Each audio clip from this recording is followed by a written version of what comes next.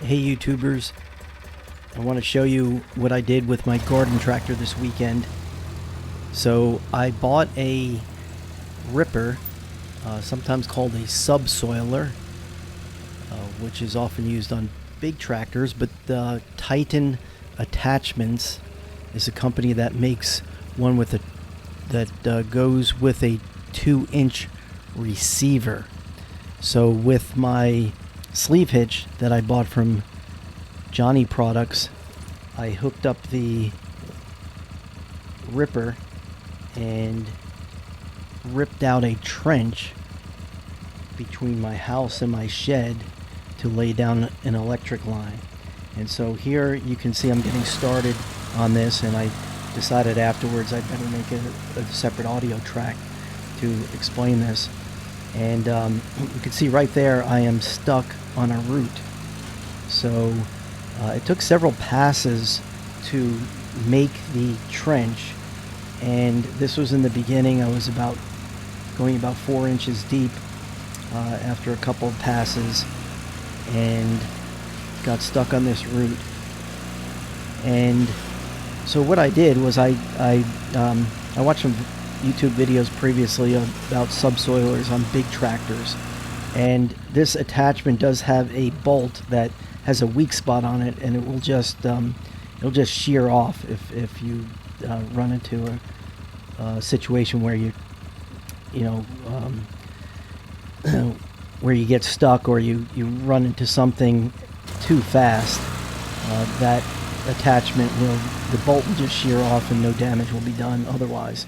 But what I did is I got it to in second speed. You could see how I ripped through that root. Once I got it into second speed and second gear, full speed, and then here I am changing or adjusting the ripper. And so there are two positions, and I started with the ripper in the highest position possible, and then after I trenched out what I could, and I only went 2 or 3 inches at a time, then I had to lower it. So once the trench is there, you can then lower it and rip out more of the trench and the bottom of the trench. So anyway, so the bolt, it's held on with a bolt and a pin. And so the pin is just a standard pin that goes through a hitch, a 2-inch hitch receiver. But the bolt, I don't have a photograph of it, but if you want, just leave a message in the comments and I'll see if I can post a photograph of that bolt if you have any questions about that and how that tears off. And so by adjusting the ripper to the lower position, obviously I could dig deeper into the trench. Now the trench, the ripper doesn't take all the dirt out. It's not like a plow where it brings up the dirt and turns it over.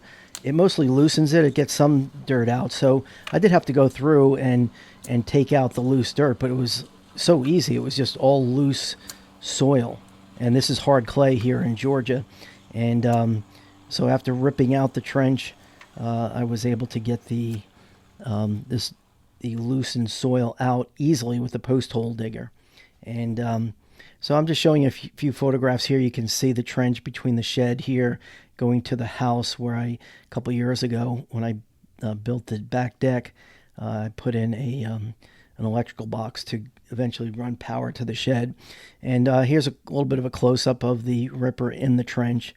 And the sleeve hitch by Johnny Bucket, that thing is awesome. It just lowers and goes higher just with an actuator.